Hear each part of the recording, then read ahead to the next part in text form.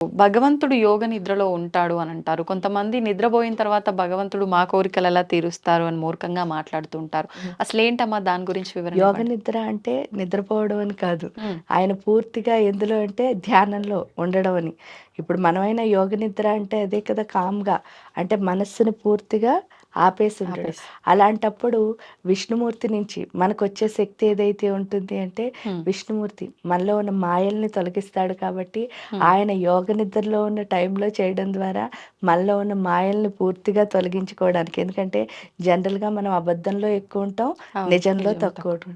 ఇక్కడికొచ్చేసరికి ఏంటి అంటే, అబద్ధాన్ని వదిలేసి నిజం వైపు వెళ్ళే స్థితి అన్నది హ్మ్. మనకి విష్ణుమూర్తి నేర్పిస్తాడు. పైగా ఏంటి అంటే, మన లోపల విష్ణు గ్రంథి అని ఒక గ్రంథి ఉంటుంది. ఆ! ఈ మణిపూర్ అనాహత చక్రాలను కలుపుతూ.